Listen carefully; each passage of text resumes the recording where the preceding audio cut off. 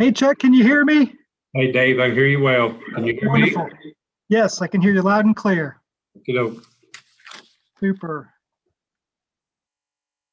So how is it being the DSS director? know, it's different. I bet. I It's bet. well, I think it's one of them situations. As long as you understand the principle of people, it's not bad. Okay. And That makes sense.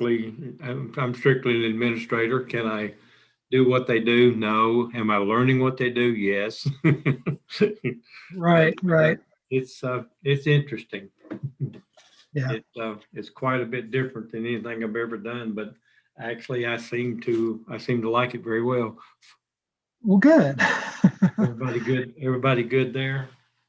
Everybody's good here. It's kind of quiet with the weather and everything. Yeah. Uh, Needs 7 members today, so I'm hopeful that I'll get a quorum. Okay. That's my biggest concern, and I'm hoping that the weather's on my side with that today. Well, we missed thus far. We've missed any ice. We may see a few flurries this afternoon, but I think most of it's going to stay up on our 3,500 feet or above area. Right. Yeah, I So I stepped think out we're on going my back porch this morning and had to catch a little slip of the foot there. yeah, yeah. It was, but we didn't know. I kept trying to figure out why we've got ice in the off the mountain on the McDowell County down that way in the flatter part of the counties, but and no ice up here. I think we're somewhere in the middle of between snow up on top of the mountains and ice down in those flat parts. Right, right. Good. Anyway, it's interesting. I kind of enjoy what I'm doing. I don't know. I know I'm going to be here at least to sometimes in the middle to the end of next quarter. And February, this coming February, will be a year since I was called back to the county because I came back. I came back in February as county manager again. I remember that. And I went home. I went home on Friday, on my last day on Friday as county manager. And they called me Sunday and asked me if I'd come run DSS for a few weeks. I've been here. Been here now for. I've been here now. What, August, September, October, November, and December. Chuck, you better watch out. They're going to make this a permanent position for you. Well, they may have done that anyway because I hope not. But when I left, the board done a resolution and gave me a certification of being the longest running county manager in Mitchell County history, and two, I'm now Mitchell County Manager Emeritus. So they said that I'm on call. They say I'm on call now 24 hours a day, 7 days a week. Wow, that's amazing. I told them forget that. I'm getting a little bit ready to go back home for a little while, but it hasn't been bad.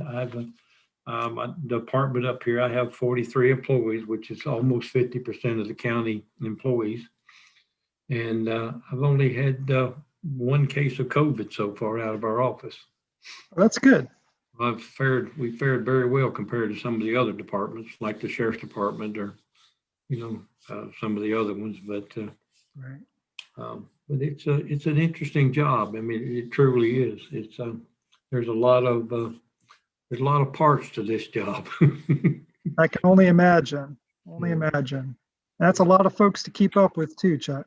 Yes, sir, it is. But I think when you understand the principle of working people, from my military career on, I was trained and taught how to work people and get the job done. And I think that's an advantage to me being up here. I don't really have to know the job to be able to monitor what the staff is actually doing and getting it done. So, and I've enjoyed it. I really have. So, Well, good. Well, I really appreciate your service on the RTAC over the years. no problem at all. You're going to be missed Yeah. severely. Yeah.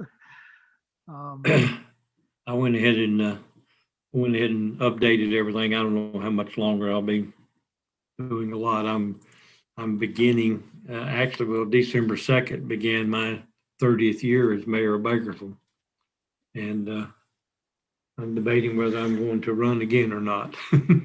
uh, I don't have to make my mind up anytime soon, but it's been challenging, to the least. It's been challenging because of being such a small community, and we've had to fight 2 floods and 3 hurricanes.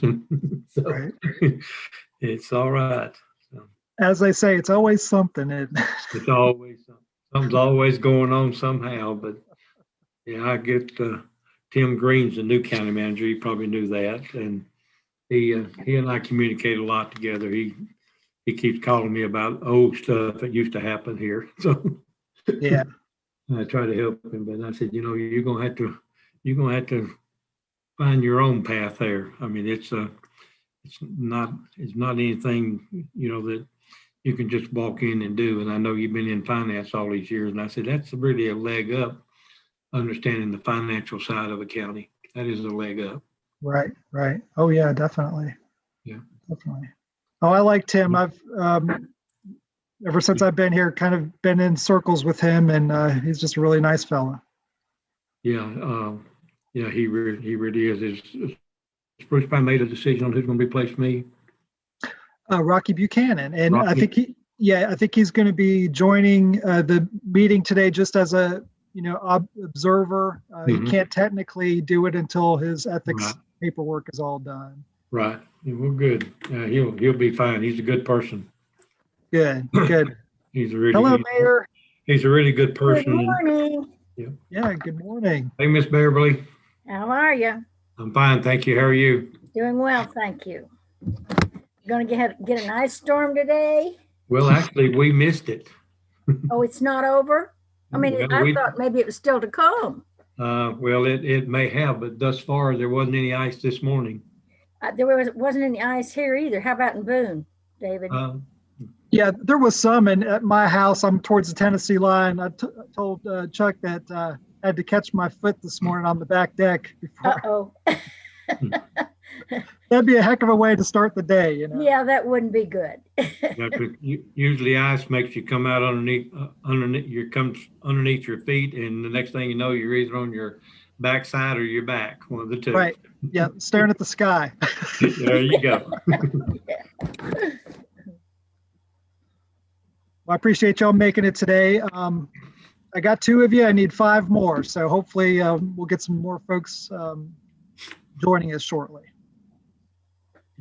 Chuck, I just want to let you know I'm going to do roll call before we start the agenda. And I'll have to do, for those 2 action items on the agenda, I'll have to do roll call for those as well. And then yes, at the very end of the meeting, I will not have to do roll call for adjournment. It's just first, second, done. Just so you know. Gotcha. That's no problem Still at all. trying to learn all the legal requirements of doing these meetings through Zoom. No problem whatsoever.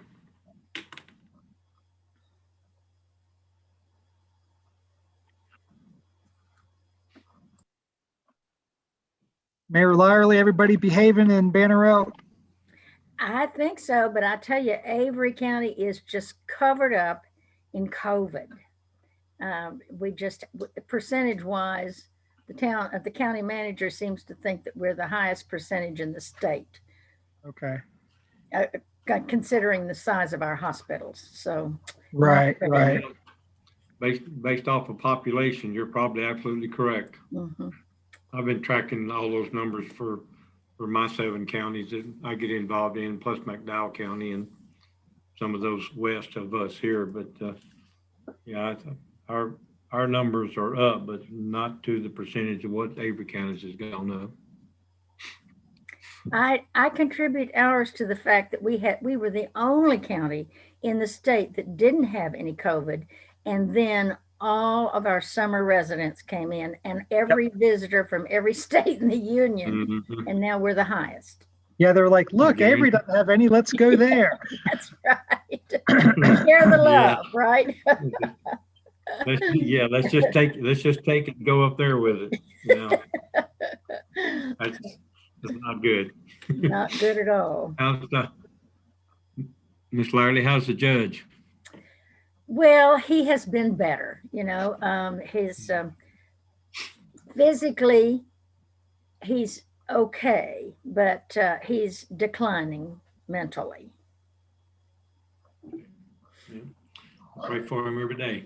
Thank you for that. Thank you. And I know my son does, because he mentions him to me all the time if I've heard anything about him. So Well, God I bless try him. to keep him up. Please give him Try our to very keep him best updated. regards. I will. I try to keep him updated with what I know about him, because I know Thank he you. thought the world of him. Thank you. Yes, ma'am.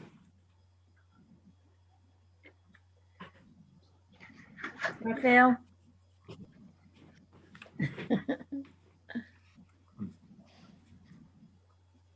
There you Hello. go. Hello. Hey, Phil. Hey, Chuck. Where is your son? He's housed out of Asheville now.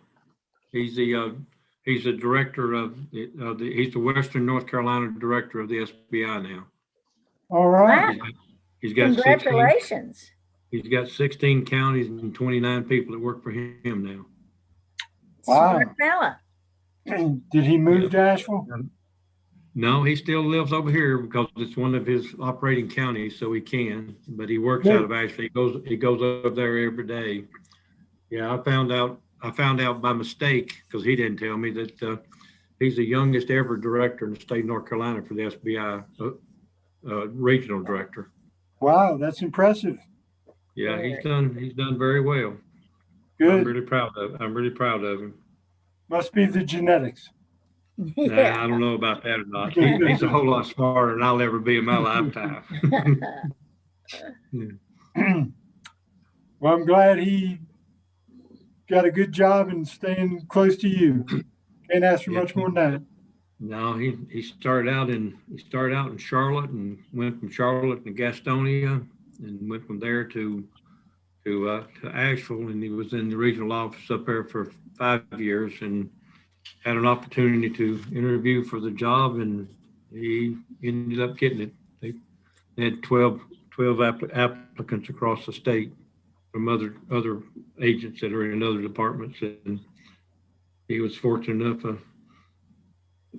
to get it, and he's thrilled to death about it. He says it's a whole lot more work. He said being an administrator is a little tougher than being a field agent. Yes. So can he tell you stories about cases, or is he got to keep those quiet? No, I don't ever ask him, because I know what he's going to say. He says, I can't tell you. Yeah. You can tell Dad anything, can't you?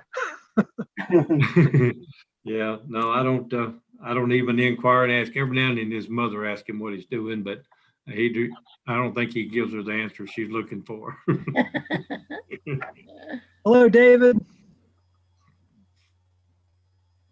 Yeah. Oh, one, hey, Don. two. Hey, How are you? I'm good. How about yourself? Doing well. Thank you for joining today. Yeah, thank you for inviting me.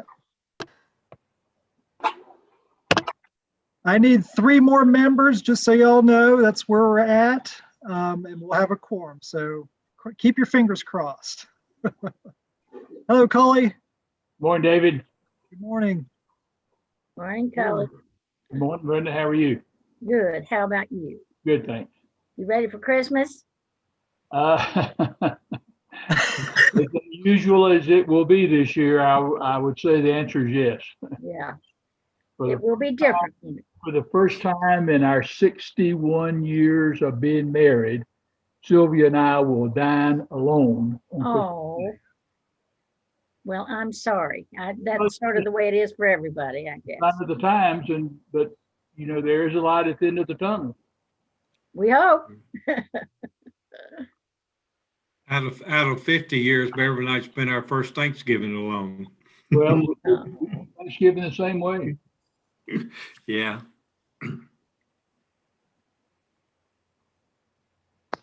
Hey, Cully, David Harwood. Hello, David. How are you, man? I'm good, buddy. Good.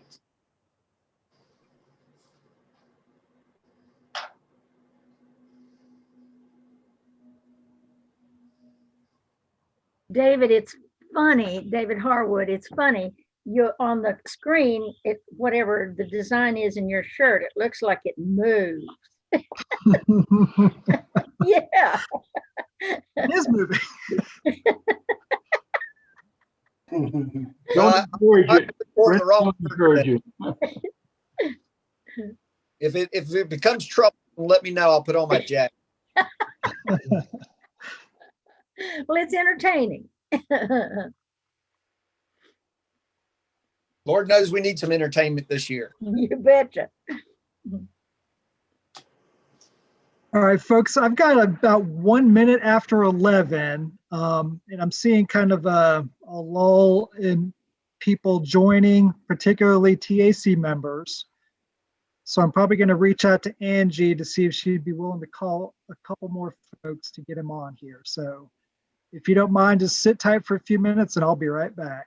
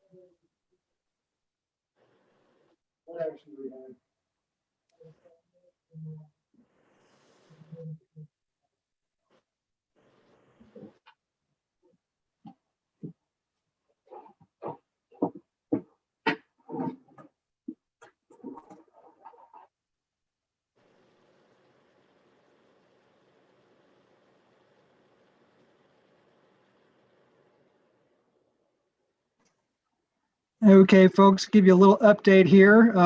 Phone calls are being placed as we speak. Just need 2 more folks to show up. Hopefully that will get them here in the next few minutes. And we'll get the meeting started.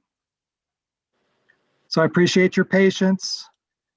I was telling Chuck earlier that I thought the weather was going to be on my side for a quorum today.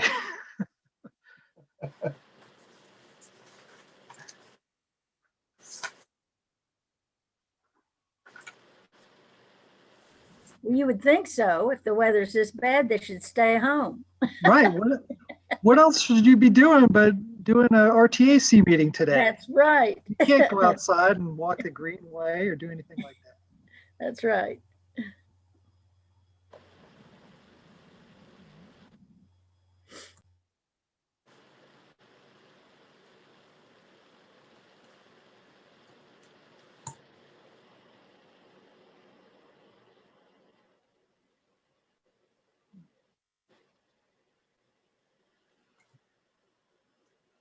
Hey, David, Yes. did you and Adrian Tate work together? Yes, we sure did. Adrian started working here at my firm a couple months ago. Okay, well, good. Adrian's a great guy. Yeah. Yeah, that's a good hire, David. Yeah, it was for me. He Good for has you. he Yeah, has valuable information in that noggin. So yes, he is a good guy. But I figured you guys had crossed paths in the path. absolutely, absolutely. Yeah, he's got a couple children, doesn't he, David? I think He has two. one. He has one 13-year-old son named Rowan. Okay, all right. For some reason, I thought he had a couple of them. Well, I know of one. Right, I'm not saying there's not others somewhere. right, right.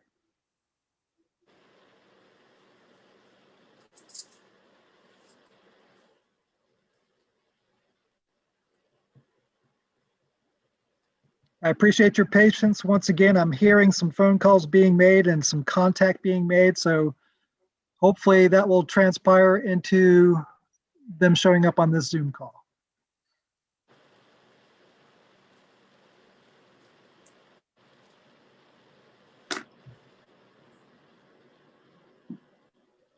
Well, David, wouldn't it be possible to go ahead and start and just not take any action?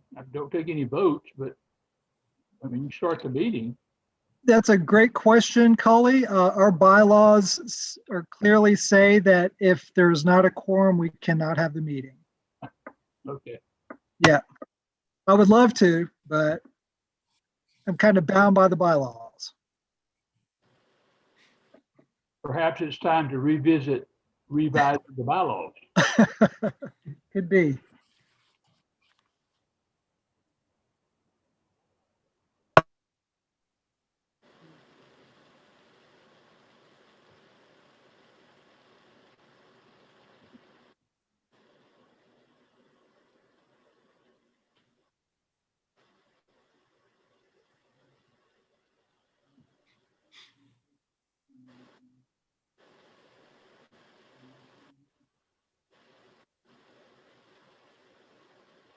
Let me check on an update here, folks. I'll be right back.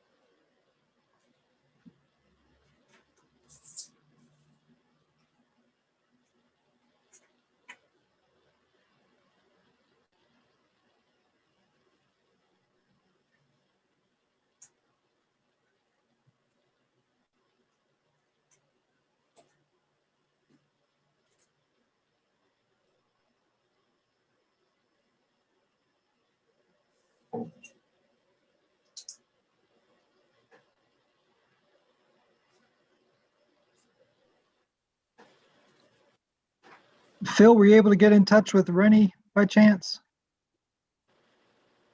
Left him a message. Okay. And Mark Ledford said he's about 5 minutes away from his destination and he's calling in. Okay, good, good. Then you called somebody else. Who was that? Those were the only two. Okay.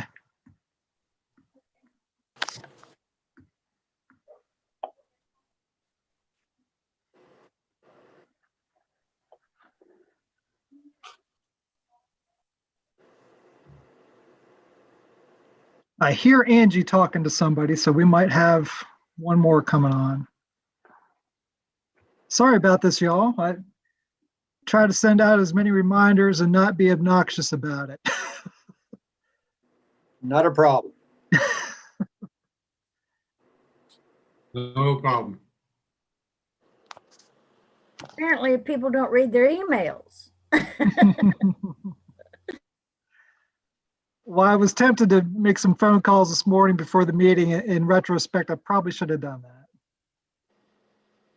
But like I said, I'm trying not to be obnoxious. We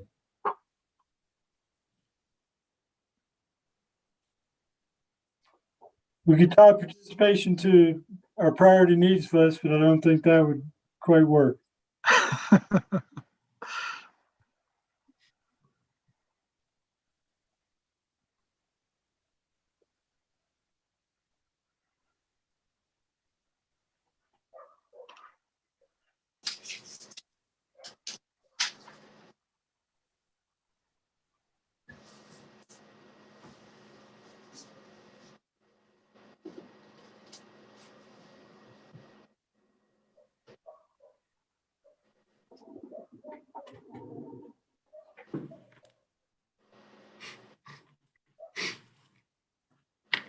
Okay, here comes a member, John Reeves. We need one more.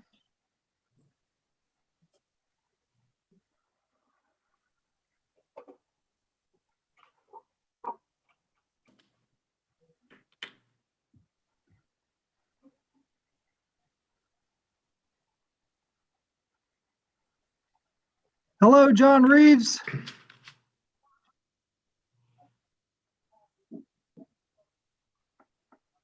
David. How are Sorry, you? I've been out in the ice and I'm sorry I forgot the meeting. That's okay. I'm glad you made it. We are one away from a quorum. I appreciate you coming in today. And I'm hearing some chatter in the background. Sounds like we're closing in on one more. We can get this meeting started. That's good. Yes, that is good. What did she have to offer that person to get on this I'll- call? I'll find out after the meeting. Wait a minute, did I miss the remuneration here? What's going on?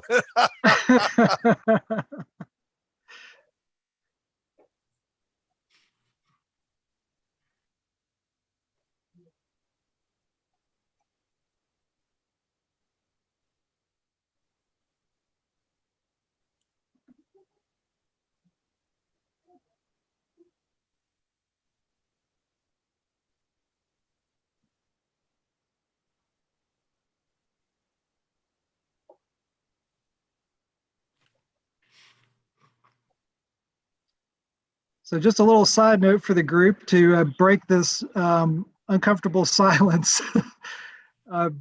This is John Reeves and Mayor Chuck Fine's last RTAC meeting. I just wanted to share that with the group. I'm going to miss both of these gentlemen. Well, good for you, Chuck, but very sad for us. Well, it's not because I asked to be off. I think I run my tenure in it. Oh, you mean there's a tenure? I think so. Well, I must be next then. Don't get any ideas.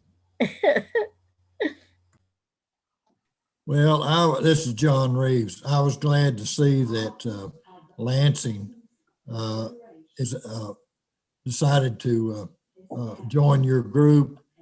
This is the first time I think that any of the other towns in Ashe County have asked to do that. So West Jefferson has had their term. So thank you again, and have enjoyed it. Yes. Well, thank you, John. We appreciate your service.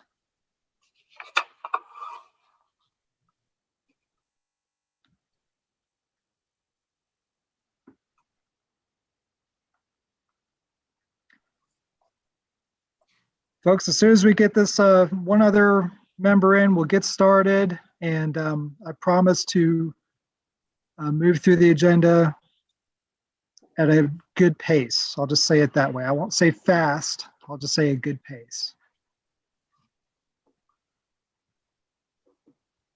And we actually have a really good presentation from NCDOT that I think you all will really be interested in hearing.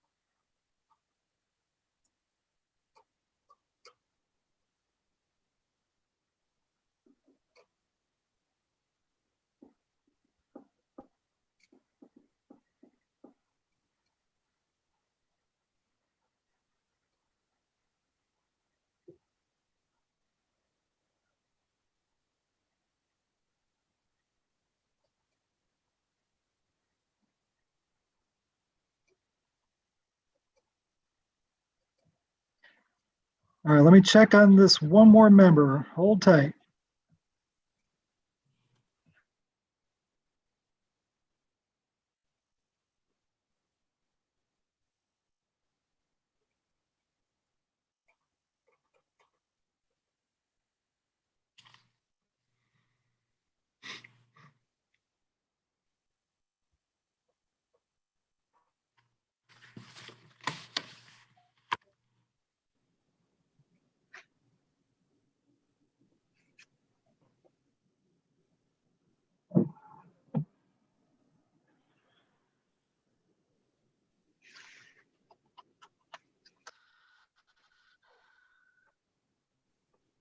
Hello, Mark. Finally got here. My apologies. No apologies. Thank you so much for making the meeting. Because you made the meeting, we now have a quorum. So I'm very grateful for that. Well, good. All right. So before we get started on the agenda, I need to do roll call of all the members on the meeting today. So when you hear your name, just say here, and then we'll get started. David Harwood. Here. Brenda Lyerly. Here. Collie Tarleton. Here. Chuck Vines. Here. John Reeves. Here. Mark Ledford. Here. Larry Turnbow. Here. Wonderful. Okay. Chairman, let me pull up the agenda and we can start going through that. Hold on. Before I do that, I got a chat here. Okay. One more on the way. That's fine.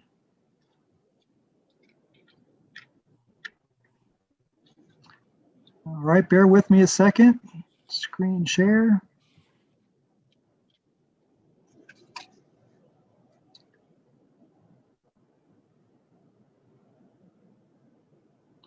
Nope, that's not the one I'm looking for. Let's see here.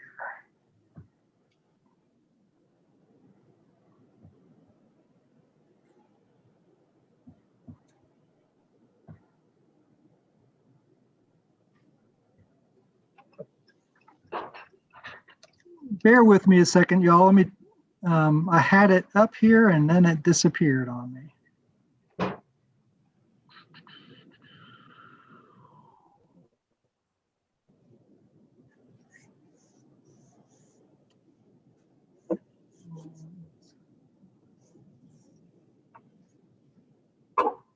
Oh, boy.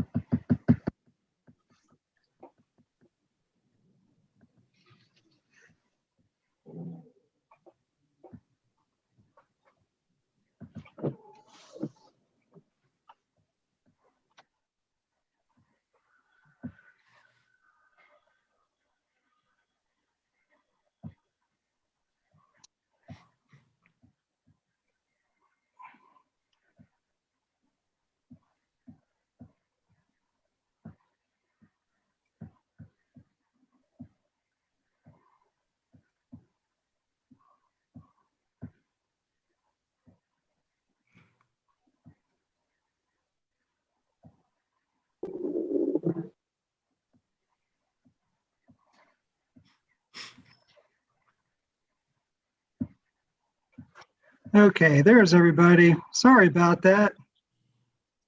All right, let me try to do the screen share again. And there it is. And share.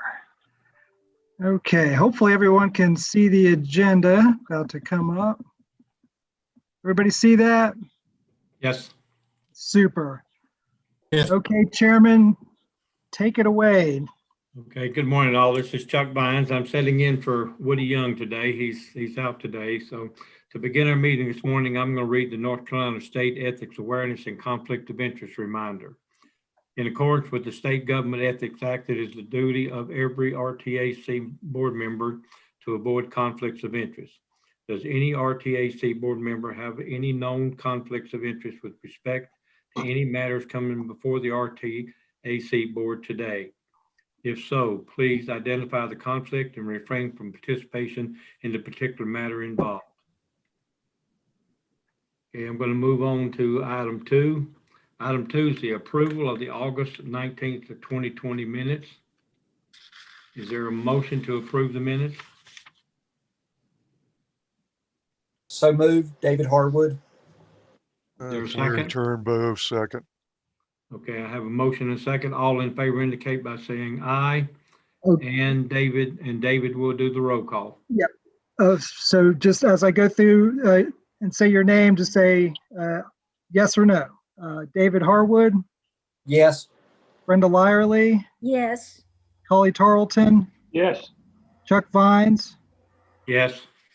John Reeves, Yes. Mark Ledford, Yes. Larry Turnbow. Yes. Thank you. Okay, the second, item 3 under action items is the appointment request for the RTAC Vice Chair remaining term for David, term. David Graham will take this one. Yes.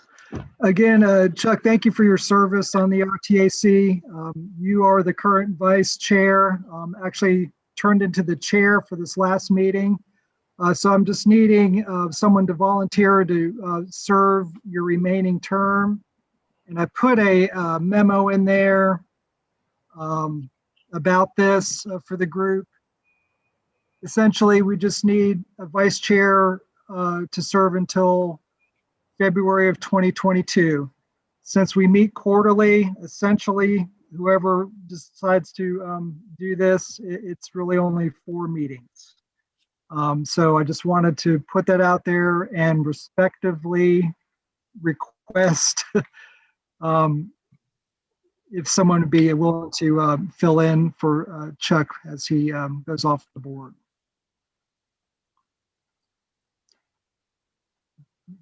Do I have any volunteers? It's a very, I would think, a simple job. Would you agree, Chuck? Yes, it is. This is the first time having to be vice chair that I've done the meeting outside of being actual chair. The only David- tough part is being me, dealing Being with me. available. David, if no one else will step up, I'll do it. Thank you so much. Okay, so if we can get a motion and a second for Brenda to be vice chair, that would be great. Larry was terrible. Turnbow, I make a motion that Brenda Larrally be vice chair. Wonderful. Thank you, Larry. Is there a second? Is Second, there a second to that motion? Mark Ledford. I second it. Great. Thank you, Mark.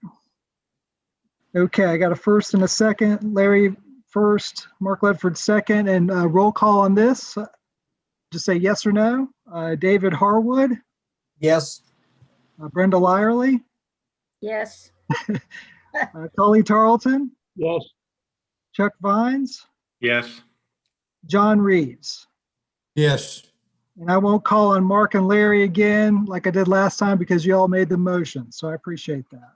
And thank you, Mayor Lyerly, for filling in for Chuck Vines. Appreciate that. You're welcome. Okay, we'll move on to information items. It's number 4, NCDOT STIP reprogramming. Ms. Hannah Cook, is she with us today? I do believe, Hannah, are you there? Yes, I'm here. Morning, Okay. everyone. Thank So you for let being with me- us, Hannah. Thank you for being with us today. No problem. It's great to be here. I'm gonna share my screen. David, I don't think I can though. Can you? Yeah, let me get to that. Hold one moment. Okay. Find you on the list here. There you are.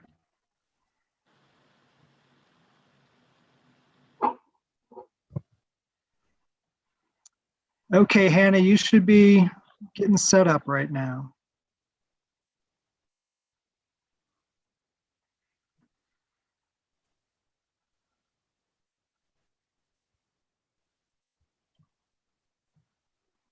Okay. Can everyone see Yes. the presentation? Okay. All right. So hello. Yes, I am going to be sharing some information with you all regarding the reprogramming of the 2020 to 2029 STIP that occurred earlier this summer. Hopefully the fact that we have a reprogrammed STIP isn't news to anyone anymore, but I will be sharing some information on why we had to reprogram the STIP and kind of how our unit went about that task. So I'll begin today's discussion with just an overview of what's in the STIP for a refresher for everyone. Then we'll get into the details of the reprogramming process. And then I'll share with you how that's affected some key projects within the RPO. So what is the STIP? The STIP is the State Transportation Improvement Program, and it's just a planning document that lists most of the capital projects that the department is hopeful to deliver in the next 10 years. So the STIP has 4 major components: an estimated budget and a list of projects that come from various sources, primarily the prioritization process, estimated project costs, and estimated project schedules. So the STIP document is physically constrained. This is really why it's subject to change. It's also why the estimated budget and project costs really dictate the project delivery schedules. So I'm going to focus on these 3 highlighted components. These are the areas where we've seen changes over the past year or so that really led to the need to reprogram the STIP. So to talk about the STIP budget component, even prior to the pandemic hitting our state, the department was already facing cash issues. And this is largely due to our response and recovery from major storms across the state, as well as legal settlements associated with the MAP Act and some project cost increases that we had already begun to receive at that time. And I'll get into that a little bit more in a moment. But then the pandemic hit our state and it really affected our revenues, primarily our motor fuel tax and our DMV fees. The department is 100% receipt supported. So when our motor fuel consumption decreased across the state earlier this spring, obviously that shows up as a significant decline in our motor fuel tax. Our DMVs were closed and I think there was a 5-month deadline extension to the DMV fees. So we saw a decline in our DMV fee revenue. earlier in the year. We have noticed that people have continued to buy new and used cars, so that is good for the revenue picture for our highway use tax. Additionally, House Bill 77 has affected the STIP budget. So House Bill 77 was passed by legislature and became law this summer. And overall, it has helped the department stabilize our finances, but it has affected the budget for the STIP. So the bill shifts revenue from the Highway Trust Fund, which is our source of funding for capital projects in the STIP, to the Highway Fund, which is our source of funding for maintenance and operation. House Bill 77 helped the STIP budget by allowing the sale of the $700 million in Build and C bonds in fiscal year 21. And this wasn't any new Build and C bonding capacity. This is the $400 million originally allocated for fiscal year 20 that wasn't used, combined with the $300 million for 21. House Bill 77 also increased the amount of our federal program that we can use Garvey bonds on. So we have an additional 5% capacity there that came out of House Bill 77. So with all of these things combined, we have estimated that there will be about a $2 billion decrease in the STIP budget over the entire 10-year document. So to get in now to the project costs part of the STIP, since the 2020 to 2029 STIP was initially adopted, the final STIP in September of last year, we've seen an increase in project costs of about $3 billion. So this is primarily from projects that were selected in prioritization 3.0 and 4.0.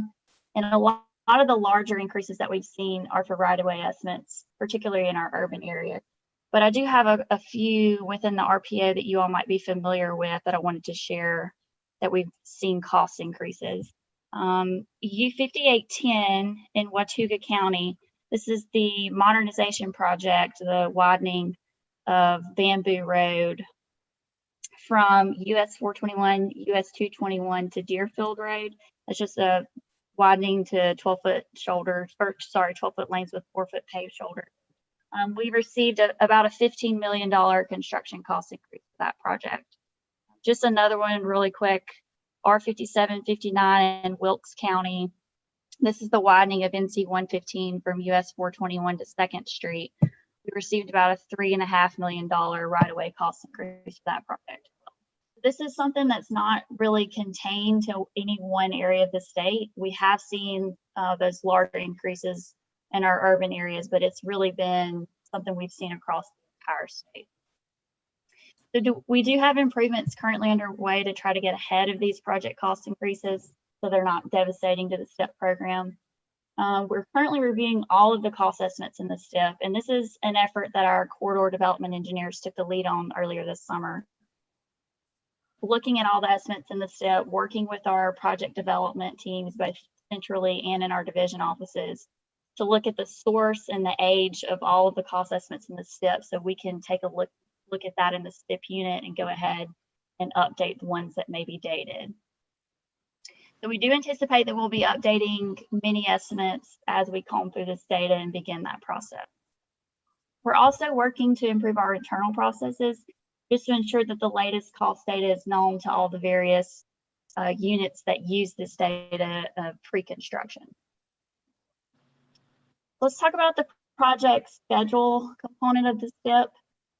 Most of our projects were paused in September of 2019 due to cash issues that the department was already facing. If you all will recall, I think we paused preliminary engineering on about 900 projects across the state. So if a project has been on pause, there's likely at least a 1-year delay to the schedule in the reprogram STIP. And that's just because, restarting work on all of the projects is going to take time. We have begun resuming work on a lot of projects in the STIP, but we're focusing those efforts on projects with a right-of-way or construction phase programmed in the first half of the STIP. So another thing we try to consider with the reprogram with the project schedules is the amount of time that it takes to relocate utilities. Most of the time, this can be complex and lengthy process, especially for larger projects, or if we have a lot of projects on the same schedule within the same vicinity. There are a limited number of crews that can work on utility relocation. So we really tried to factor that in and look at it a little bit closer when we were reprogramming the STIP, making sure we had enough time between the right-of-way and construction phases programmed in the STIP to account for.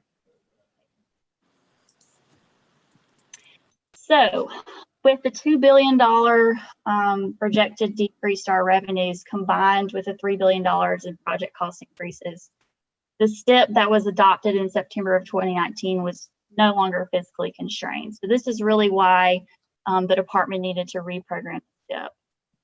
And we did this primarily to meet federal requirements and not jeopardize our federal funding.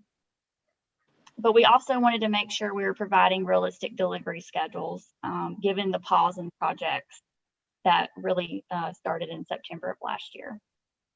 Also, we needed to update our bond projects, both Building C and Garvey bond projects, to account for the changes that came out of House Bill 77. So for the reprogramming process itself, sort of how we approach that, we started with a revised STIP budget. And this is something that the department worked closely with the Office of State Budget and Management to update our 10-year revenues based on the best known data that we had about the pandemic and our revenues.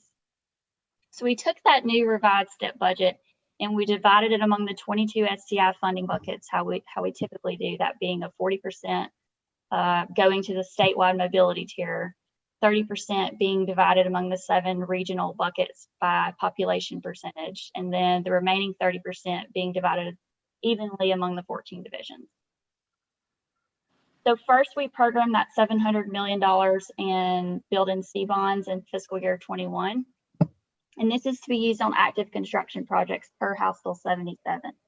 The idea here is that frees up our traditional revenue that we would be spending on these active construction projects. It frees up that traditional revenue to replenish our coffers so that we can move forward with other projects that are in right-of-way or preliminary engineering. So we did go ahead and update the projects with Building C bonds in fiscal year 22 and beyond, as well as the Garvey bond projects to account for that additional bonding capacity that came out of House Bill 77. So other constraints that we had to look at, and this is really the main idea here, is we have to make sure we're within annual fiscal constraints. So what that means is when we're comparing our available funding for each individual fiscal year to the amount of the dollar value that we have programmed for that fiscal year, we can't be more than 10% over program. So that's accounting for all 22 STI funding buckets in each fiscal year. But additionally, we have to make sure we're within STI law constraints. So STI law says we can't be more than 15% over programmed in the first 5 years of the document and no more than 10% over programmed for the entire 10-year document. So this is really contained to the individual 22 STI funding buckets. So essentially, when we're comparing our budget to the amount of projects we have programmed, we have to actually show fiscal constraints.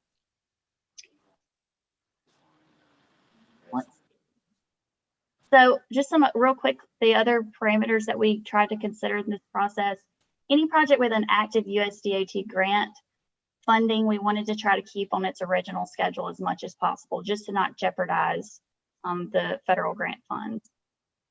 Project delivery status is really what drove many of the project decisions. Given the pause in project schedules, we had to consider when we could realistically deliver these projects. We did factor in the $3 billion in cost increases that I mentioned to you earlier that we had received up until July of this year when we reprogrammed the scope. We did try to factor in prioritization scores where we could. This primarily affected the statewide projects when we're trying to compare, a project in Asheville to one in Wilmington and everywhere in between that's funded at the statewide tier. We use the prioritization scores where possible to help us determine which projects got funding priority. And then another thing we considered was the P6 committed status. So if a project is considered carryover project for P6, it has to recompete obviously for prioritization. So it was likely among the first to get delayed to the back of the STIP and among the first to have funding moved out of the STIP. So the reprogram step is a starting point. Adjustments can be made as long as the constraints I've shared with you are met, but any adjustments would be a zero-sum game within the same division, PO and STI category, as STI category is really where we're balancing funds, so that's critical. We like to point out this process is similar to the typical draft step development, only if we make any adjustments, they'll just have to move through the formal Board of Transportation approval process. Once committed, always committed is still the case. So if a project was delayed, if it was in the SIP that was released last year, September of 2019, in the committed window, so had right-of-way or construction programmed in fiscal years 20 to 25, it is still considered committed in that it doesn't have to recompete for prioritization if it was delayed beyond fiscal year 26 or 25 as a result of the reprogramming of the SIP. All of the new schedules did go to the Board of Transportation. The new schedules went for information at their September meeting, and they approved the changes at their October meeting. So just a couple of caveats. I do want to share with you, we are anticipating additional cost increases in the coming months. And of course, the full effect of the pandemic on our revenues at this time is still not known. I will say that we are starting to see that our revenue picture is a little bit rosier than we initially projected in the spring of this year. The STIP unit is going to be taking another look at the STIP budget in January, but we fully anticipate that any rosier revenue picture will just be absorbed by these additional cost increases that we're continuing to receive. So I guess just stay tuned for the STIP, as always, is subject to change. So wouldn't want to suggest that the reprogrammed STIP that was released earlier this year is set in stone either. So sort of some caveats. So now to talk about some key projects within the RPO, how the reprogramming has affected some that you may want to hear about. So project R2520A, this is the widening of US 19 East from the multi-lanes section just east of Spruce Vine to Mullen Hill Road. We now have right of way for this project in 29 and construction moved to Coast. R5804, which is the widening to 3 lanes of NC 226 from the Blue Ridge Parkway to Summit Avenue and Spruce Pine. We now have right of way in 29 and construction in Post Year for that project as well. R2566B, the widening of NC 105 from Clarks Creek Road to NC 105 bypass. We do have right of way in fiscal year 22 and construction in 24, and this does remain a build and see bond project. This is actually one I didn't mention earlier that we received a right of way cost increase that was pretty substantial as well. U5810, this is one I mentioned we had earlier, a construction cost increase. This is, well, you can see the modernization project of Wilson Ridge from US 421, US 221 to Deerfield Road. We have right of way in 22 and construction in 24. This also remains a build and bond project. And then lastly, I wanted to mention R2915E. This is the widening to 4-lane divided of US 221 from 221 bypass to 221 business in Jefferson. This project is on schedule. It's one of the year 2 and 3 build and see bond projects among the 700 million that I mentioned earlier. As far as specific construction updates, I'll have to defer to division on that. But that is all I had. Unless anyone has any questions for me, I'll be glad to take those at this time. Yes, I have a question, please. This is Brenda Lyerly, and I don't know if you said much about this or if I was zoned out at the time, but can you please tell me why this House bill came about and who brought it forward? David, are you on the call? Yes. Oh, David Wasserman. Can you or Coley perhaps take that one? Sure. This is David Wasserman with the STIP unit. I work with Hannah. So this House bill came about as part of the effort to reform and improve DOT's finances.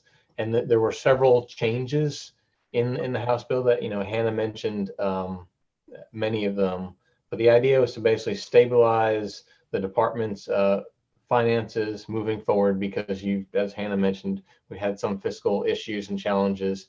And this is basically the idea was to make sure we have enough funding for maintenance and operations, along with making sure, we want to get our house in order and then also giving us additional capacity for bonding projects. And so House Bill 77 helped do that. Okay, so do you think in the future with the legislature that they will add extra funding for the DOT? So certainly we're hopeful of that at some point. I know the NC First Commission, I believe they're wrapping up the report and going to be making the recommendations here early next year. And though I believe at some point they'll be presenting to the legislature, but we'll just have to see what happens. I mean, there's two components. There's obviously the future state funding, and then there's future federal funding. Right now we're operating on the continuing resolution of the FAST Act, as Hannah mentioned, but we're hopeful that at some point in calendar year 2021, Congress and the new president-elect will agree on a transportation authorization bill, which will interject or bring in additional money to the state of North Carolina. Thank you for your response. Sure thing. Any other questions from anyone? Ms. Hannah, thank you very much for that informative report you gave this morning. So we'll move on down to David Graham in item 5, project development update. Okay, let me share my screen again here.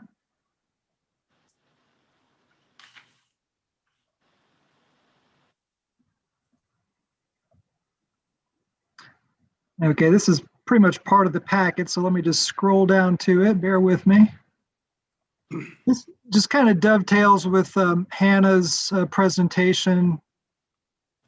She hit a lot of the key projects, but I just kind of wanted to give you all an overview. And what you see here in red are the projects that have been basically pushed back, for lack of a better term. But I did want to say that, some of the best news that Hannah gave us was that once a project's committed, it's always committed. That was a big concern of mine when the STIP was being reprogrammed. All that hard work we did on previous prioritization cycles, I was afraid it was going to be for nothing. But so once committed, always committed. It was good news. And then she also mentioned that, the funding picture is getting better. So just wanted to kind of mention that as I go through this. So the first one you'll see here, US 19E, R2520A. I believe Hannah talked about this right of way, 2029. Construction, future years. It doesn't matter it's not scheduled within the first 6 years, which is the committed window. This has been a committed project and will always be that way. So that's good news. Next one I've got here, R2566B. The B section, right away 2022, construction 2024. And then we've got the bridge section, which is section BA right below that. Construction to be pushed back a little bit on this for 2023. And I think this is often a project we talk about in our region. This is one of the bottlenecks that we really want to get fixed. Yes, it's delayed, but it's still going to happen. So that's good news there. Next one down, R2615. We've got construction for 2027 in that. So basically everything in red font is what I'm touching on. Next one down from that is the 421 Poplar Grove connector intersection in Watauga County. Right of way 2028, and it will be built sometime. Again, good news here is it's a committed project. Below that, the Deerfield Road, State Farm Road, or R5830, right-of-way 2024, construction 2025. The next one down, Bamboo Road, Wilson Ridge Road, right-of-way 2022, construction 2024. This is probably the most updates I've ever had to this list in a long time, so bear with me, almost done. Next one down, we've got NC 115. Hannah touched on this one. The only change here is the construction schedule for 2024. Then we move down to the Oakwoods Road project, or R5772, right-of-way 2026, construction 2028, again committed. Then we've got the Wilkesboro, North Wilkesboro bypass, or R0616, right-of-way 2026, construction 2029. And below that, the Super Street in Wilkesboro, U5312, construction 2023. And one I'd like to kind of point out particularly is the US 19E project, construction complete. So I know a lot of folks down that way are happy about that. Yes. Thank you. So I was happy to report that. And then this one at the top of the page you see here, NC 226 from the Parkway to Summit Avenue in Mitchell County. Wonderful project for Mitchell County. Unfortunately, had to be delayed to 2029. But again, it's committed. It's going to happen. We just have to be patient. Really nothing under public transit projects, bicycle pedestrian projects. Second one down, Middle Fork Greenway, Section 1, right-of-way 2021, construction 2022. And that's about it for the project update, Chairman. I'd be happy to answer any questions. Any questions for David? That was very thorough. Thank you. Well, thank you. I try. Good job, David. Thank you. Hearing no other questions, we'll move on to item 6, NCDOT Integrated Mobility Division. Is he available? Okay, and you'll see there it says, if you've got your agenda in front of you, to TBD, which typically means to be determined. In this case, it means to be David. Couldn't get any folks from IMD to, I think they were busy. So you get me to give this presentation to you. So bear with me. Let me screen share one more time.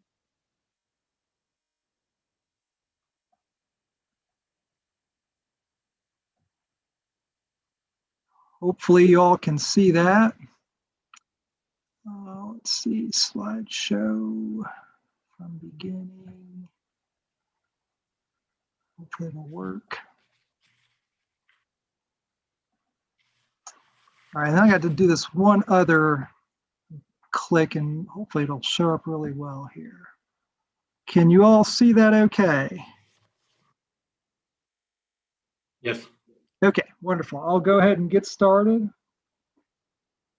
Do a check mark next to that agenda item here. Okay, so I'm going to give an overview of the Integrated Mobility Division within NCDOT. And so what is this? It is basically a new division that incorporates 3 modes, which is pedestrian, public transportation, and bicycling. The mission is to provide leadership for safe, affordable, and innovative, having a hard time talking, and let me move y'all's pictures out of the way so I can see these slides. Here we go.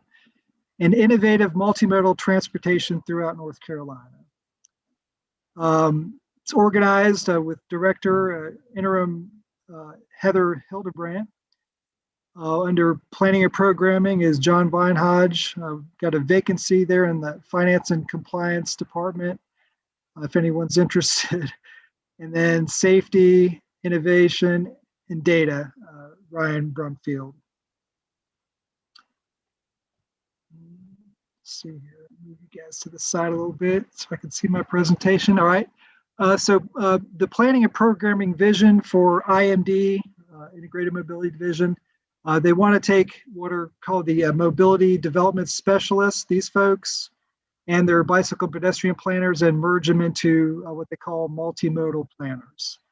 And they're going to, approach the state through a Western planning branch, an Eastern planning branch, and then a statewide grant and program administrative branch, I guess you'd say.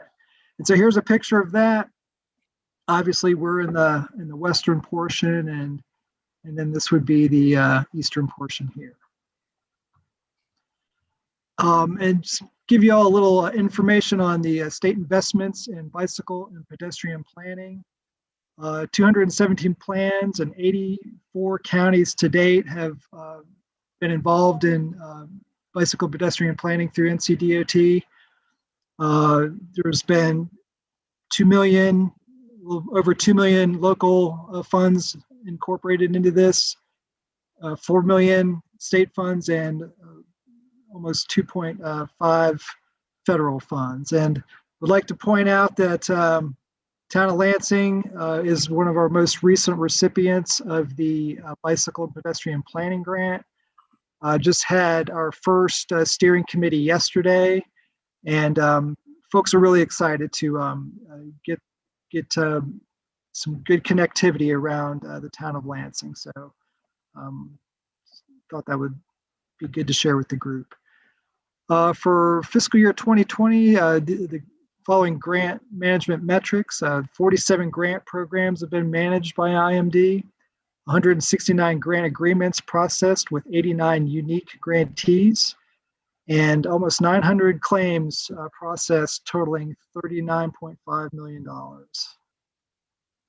And through IMD, they have a new safety, innovation, and data team, and they focus on transit, bike, and ped safety, education and training, and things like that.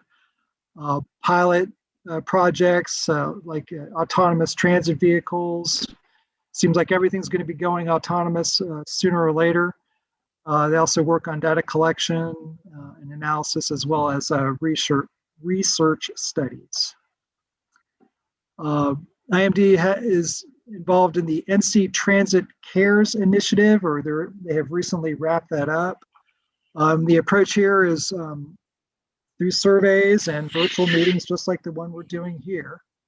They gather input from transit systems about the impacts of COVID-19, unique ideas to respond and recover, and innovative solutions to long-term challenges. The goals for this initiative is to develop strategies and innovations. Let me move you guys again so I can see what I'm reading here. Which help NC transit systems become more resilient and prepared to handle future disruptions, as well as identify products, projects, and policy changes which will help NC transit systems respond to COVID-19 and prepare for long-term challenges. Of any transportation option out there, transit has been hit the hardest with COVID-19. So some of the challenges and solutions that have been identified is keeping passengers and employees safe and healthy, increasing and maintaining ridership levels, restoring revenue and funding that has been lost due to COVID-19, and moving to new service models as needs evolve. And this kind of just gives you a chart of the process for this effort.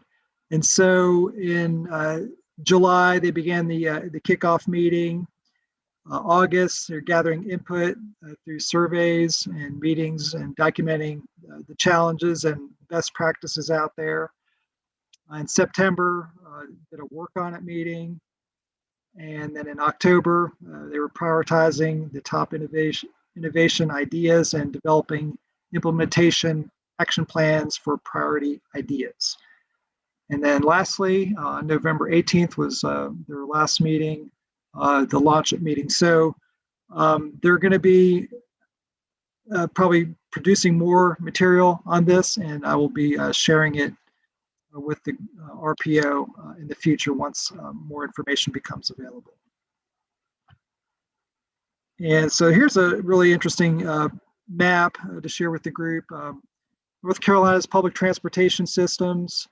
You can see they scatter the state, just about every single county. We've got 99 systems in North Carolina, obviously 100 counties. 70 million passengers a year use these 99 systems, and about approximately 11,000 jobs are supported through public transportation. I thought this was an interesting slide here. North Carolina investment in public transportation options is just under $500 million. And you can see that local funds make up 53% of that. And then we've got fares and other local resources, and as well as federal, state, and what is that one? Let's see if I can read that one. Contract revenue. And so here's a map of CARES Act disbursements. And CARE stands for the Coronavirus Aid, Relief, and Economic Security. And you can see, our region has received money through this. And I'm not sure if there's going to be another disbursement of funds. I'm thinking there will be because these transit agencies probably need it. But again, just like as with anything else nowadays, we just got to wait and see. And so there it is. I was filling in for Kanetta McLean. She's a transportation planner at IMD. And there's her contact information and her phone number. And so hopefully I was able to play her pretty good this time. So I'd be happy to answer any questions to the best of my ability. If not, we can just move on through the rest of the agenda. Any questions for David? Hearing none, let's move on to item 7, Division Engineers Reports. Is someone from Division 11 with us today? Yes, this is Mike Pettyjohn. I'll give you a update on a couple projects. US 221 in Watauga from Deep Gap there to Ashe County at 163. That is AB part is substantially complete. We actually have it all the way in that section. It's a 4-lane pattern with the exception of a lane closure where they're doing a repair on the slope. The C section, which was the one with the big cuts in it, we should finish that up in the spring. The main thing left is the final layer of asphalt on that. And the E section, which Hannah mentioned in her presentation, we had let that, but we had to delay it because of financial. But now that the bonds has been sold, we were actually given permission last week to go ahead and start back on that. So the contractor's aware of it. Doubtful they'll do a lot here during the winter months, but they do have the ability to start back on that. Also, NC 268 there in Wilkes County, that project's still moving a lot slower than we'd like. We have got contractors kind of concentrating on sections, so they have the 5-lane section substantially complete, like final pavement markings, and then they'll be continuing east. Hopefully we can get that completed sometime by summer next year. And if you got any questions, I'll be glad to try to answer them. Are there any questions for Mr. Pettyjohn? Okay, Mike, thank you very much for your report today. We'll move on to Division 13, Representative. Hey, good evening. This is McCray Coates with Division 13. Got just a few projects, and David took the big one there with US 19. Just glad to say that one is substantially complete with just a few minor things to take care of there in Yancey Mitchell counties. Got several bridges that are finalized in Mitchell County, Beans Creek, completed. Got Indian Creek and Bald Mountain Road, Big Brush Creek up in Yancey County. The bridges up there, bridge projects we had are complete there as well. So finishing up some of the Mitchell County resurfacing, all the remaining components there, some snow plowable markers. But with that, I'll see if y'all have any questions. Be glad to answer. Are there any questions for Mr. McCray? Okay, then we'll move on to item 8, Transportation Planning Division update. Ms. Pam Cook. Hey, y'all. Let me Hey, Pam. trying to turn on my camera too, just so you can kind of see me. I don't know if I want you to, but anyway. There's my newsletter. I sent David updated version for December. Yep. There are currently no traffic forecast in the area. For the Yancey County CTP, the steering committee has worked and developed draft recommendations, which I am working on documenting. The next step will be to go out for input from local officials and from the public before finalizing the CTP. And you've already heard lots about US 19 East being completed. And for those in the area might have seen that there was the new drainage and US 421 in Wilkesboro that was completed. For the FHWA notes, I just put in there about their safe transportation for every pedestrian step. Those are some resources, and they list what they call the wonderful 7, spectacular 7, that are very simple things that local areas could do themselves in helping with pedestrian safety. So I just wanted to provide those resources for you.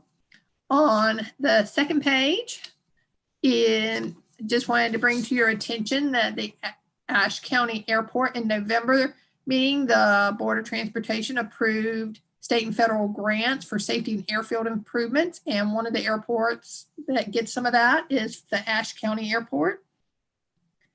Just gave you some information about roadway death rates dropping across North Carolina. That's good news. And more about our drone bridge inspections, that we're doing more and more with drones. We're one of the leading states in that. I put in the chat box, just so y'all would have it. It has nothing to do with my newsletter, but when David was doing the presentation for the Integrated Mobility Division, their division is offering a webinar series, and that's very interesting. So I put the link to that. They're free, and you can go back and watch past webinars. They recorded them. So I encourage you to look at that and register, or go back and watch old ones. Plan on seeing the future ones, but that information is in your chat box. That's it for me. Have a happy new year. Thank you, Pam. I have a question for Pam. Okay. Hey, Pam, David Harwood in Blowing Rock. Hey, David.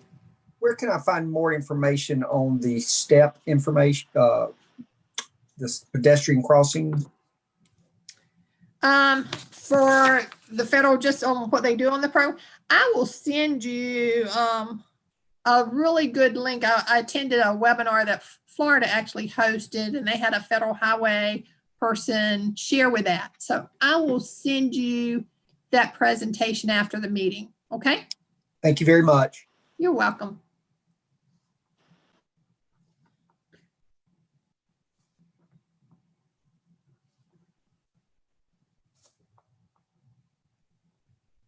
You're muted, Chairman.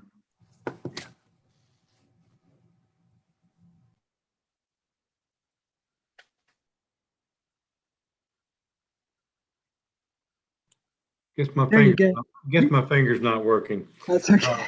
We're on committee member comments and other business this time. Are there any comments or any other business needs to come before the panel today? Okay, hearing none, we'll move on to public comment. Is there anyone from the public to speak today? Chairman, I just want to let you know I did not receive any public comments for the meeting today. No public comments. Okay, thank you, David. Okay, well, I'm going to take a motion to adjourn, but David will also be doing the roll call. Don't need to do roll call, Chairman, for adjournment. Not But just this minute, before, I'm sorry. A first and second would be good. This is Larry Turnbow. I move that we adjourn the meeting. Thank you. Mark Ledford, second. Okay. All right, David. Great. Thank you all. So long, Everybody, Merry Christmas. Merry Christmas. Thank you, everyone. Merry Christmas. Happy New Year. Thanks, Chuck. We're going to miss you. We will, Chuck. Merry Christmas and Happy New Year from Have a John good Reed. Safe holidays. Safe holidays and stay healthy, please. Will do. You too. Thank you, Chuck. All right, you're welcome, David.